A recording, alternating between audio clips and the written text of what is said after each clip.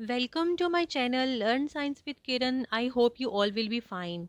Dear students, corona की जो condition है वो डे बाय डे स्वेयर हो रही है और आप लोगों ने कोशिश करनी है कि घर में अपना टाइम स्पेंड करें और अगर कभी बाहर निकलना बहुत ज़रूरी हो तो मास्क का आपने इस्तेमाल करना है। सोशल डिस्टेंसिंग आप लोगों ने लाजमी रखनी है और जैसे ही आप लोग बाहर से घर आते हैं तो फ़ौरन आप लोगों ने क्या करना है, अपने हैंड वॉश करने हैं और हैंड को सैनिटाइज जो है वो आप लोगों ने रेगुलर करना है, क्योंकि इन तदाबीर पर अमल करके आप ना सिर्फ खुद को महफूज रख सकोगे इस बीमारी से, बल्कि जो आपके आसपास के लोग हैं वो भी इस बीमारी से इंशाल्लाह महफूज रहेंगे। और आज का जो हमारा वीडियो का टॉपिक है that is the passage of molecules into and out of the cells. ठीक है, ये प्रीवियस टॉपिक का भी चल रहा है, उसी से रिलेटेड है और आज इसकी जो सब हेडिंग है वो है एंडोसाइटोसिस और एक्सोसाइटोसिस। डियर स्टूडेंट्स, ये जो टॉपिक है एंडोसाइटोसिस और एक्सोसाइटोसिस, ये एग्जाम पॉइंट ऑफ व्यू से इस तरह इंपॉर्टेंट है कि एग्जाम्स में आता है इन दोनों टर्म्स के दरमियान में क्या डिफरेंस है ये पूछा जाता है, और समटाइम्स ये भी कि प्लांट ये जो सेल्स हैं वो किस तरह से मॉलिक्यूल्स की मूवमेंट करते हैं बल्क अमाउंट में सेल के अंदर या फिर सेल से बाहर। सो आप लोगों ने अगर इस टॉपिक को अच्छी तरह समझना है तो इसके लिए आपको ये वीडियो लास्ट तक देखनी है, आपने इस वीडियो को स्किप नहीं करना। Let's start. ओके जी, सबसे पहले जो हम बात करेंगे वो है एंडोसाइटोसिस। ठीक है, डियर स्टूडेंट्स, जो नेम है, जो ये टर्म है, इसके अंदर ही इसकी जो डेफिनेशन है और जो इसका फंक्शन है वो छुपा हुआ है। अब आप लोग यहाँ पे देखें, एंडो मीन्स क्या होता है। एंडो मीन्स इनसाइड, और साइटो का वर्ड जहाँ पर आएगा वो किसको रिप्रेजेंट करेगा, आप लोगों ने याद रखना है, साइटो का वर्ड रिप्रेजेंट करता है सेल को।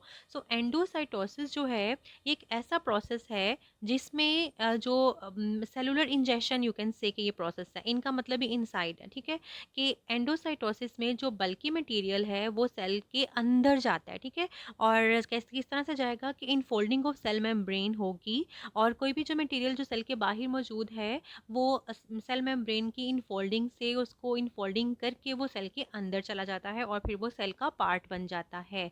आई होप कि आप लोगों को ये पता चल गया होगा। और अब हम देखते हैं नेक्स्ट कि एंडोसाइटोसिस जो है वो उसकी कौन सी टाइप्स हैं, क्योंकि एंडोसाइटोसिस की जो है वो 2 डिफरेंट टाइप्स हैं। Let's see.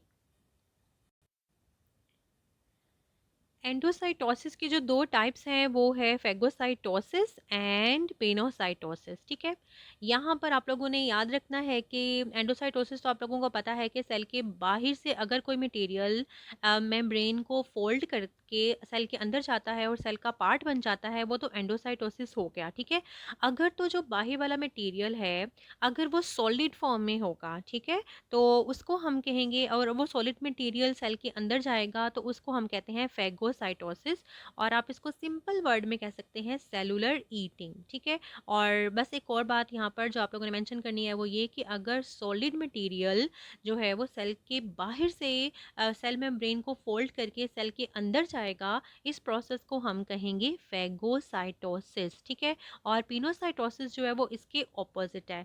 पिनो का वर्ड, पिनो मीन्स लिक्विड थिंग। अगर कोई लिक्विड जो पार्ट है, लिक्विड कोई मटेरियल सेल के बाहर से सेल के अंदर जाता है, और इसको हम कहते हैं cellular drinking, and this is known as the pinocytosis. ठीक है, बस ये इन दोनों में डिफरेंस है कि जो फेगोसाइटोसिस है वो सेलुलर ईटिंग को रिप्रेजेंट करता है, वेरस पिनोसाइटोसिस जो है वो सेलुलर ड्रिंकिंग को रिप्रेजेंट करता है।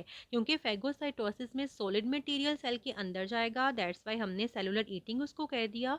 वेयर एज पिनोसाइटोसिस में जो लिक्विड पार्ट है या लिक्विड है वो सेल की इनसाइड जाएगा, दैट्स वाई हमने इस प्रोसेस को क्या कह दिया, सेलुलर ड्रिंकिंग और पिनोसाइटोसिस। आई होप कि ये टर्म जो है इन दोनों में डिफरेंस क्लियर हो गया होगा, क्योंकि ये यू कैन से कि एमसीक्यूज में भी आ सकता है कि phagocytosis is cellular eating, cellular drinking, both या नन ऑफ देम। तो आप लोगों को पता है कि फेगोसाइटोसिस जो है वो सेलुलर ईटिंग है, और अगर इन दोनों टर्म्स को की डेफिनेशन आप लोगों को पता होगी, इन दोनों में डिफरेंस पता होगा, तो चाहे क्वेश्चन इसमें से एमसीक्यूज की फॉर्म में आए, शॉर्ट क्वेश्चन की फॉर्म में आए, तो आप इजीली इंशाल्लाह अटेम्प्ट कर सकते हो। जी डियर स्टूडेंट्स, और एंडोसाइटोसिस के बाद जो इस हमारी वीडियो की हेडिंग या टॉपिक था वो है एक्सोसाइटोसिस। और ये एंडोसाइटोसिस के ऑपोजिट है, ठीक है। क्योंकि यहाँ पर जो वर्ड एक्सो है वो आपको पता है कि क्या मीनिंग होता है एक्सो का। यस, एक्सो का मतलब है आउटसाइड। और अगेन साइटो का वर्ड यहाँ पर आया हुआ है, और साइटो किसको रिप्रेजेंट करता है, मैंने आपको बताया था इसी वीडियो में। यस, साइटो रिप्रेजेंट करता है सेल को। सो ये एक एक्सोसाइटोसिस जो है ये ऐसा एक प्रोसेस है जिसमें क्या होता है कि सेल के अंदर अगर कोई वेस्ट मटेरियल जो है वो प्रोड्यूस हो जाते हैं, डेवलप होते हैं, तो उन वेस्ट मटेरियल का सेल के बाहर जाना बहुत ज़रूरी होता है।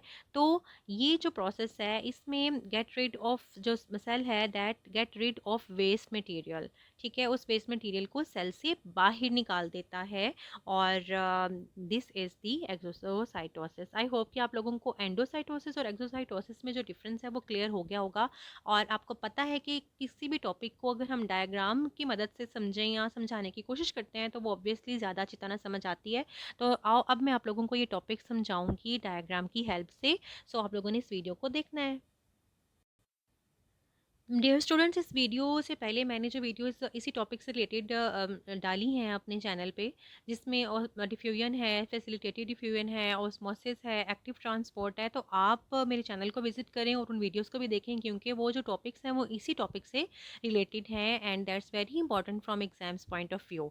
ओके, अब मैं आप लोगों को बताती हूँ एक्सोसाइटोसिस और एंडोसाइटोसिस डायग्राम की हेल्प से। डियर स्टूडेंट्स, ये देखें ये एंडोसाइटोसिस का प्रोसेस किस तरह होता है। ये बल्की मटेरियल है जिसने अब सेल के बाहर से कहाँ पे जाना है, सेल के इनसाइड, ठीक है। अब ये देखें बल्की मटेरियल जो है ये कहाँ पर आएगा, सेल मेम्ब्रेन के पास। और सेल मेम्ब्रेन जो है ये क्या होगी, इन्वेजिनेशन होगी इसकी, ठीक है। सेल मेम्ब्रेन जो है इस मटेरियल को अपने अंदर फोल्ड कर लेगी, ठीक। अच्छा जी, यहाँ पर एक और बात जो आप लोगों ने याद रखनी है कि एंडोसाइटोसिस में जब बल्की मटेरियल सेल मेम्ब्रेन के अंदर जाएगा, मतलब सेल मेम्ब्रेन बल्की मटेरियल को अपने अंदर इनफोल्ड कर लेगा, इन्वेजिनेशन होगी सेल मेम्ब्रेन की, तो सेल मेम्ब्रेन यहाँ से जो सेल मेम्ब्रेन का एरिया है वो थोड़ा सा कम होगा ना, क्योंकि उसने उस सेल मेम्ब्रेन ने क्या किया है कि अब इस बल्की मटेरियल को सेल के अंदर लाने के लिए खुद इसके गिर्द जो है वो यू कैन से के इन्वेलप हो गया, ठीक है। सो अब ये जो बल्की मटेरियल है ये किस फॉर्म में आ गया है, वैक्यूल की फॉर्म में, और अब ये इसका पार्ट है।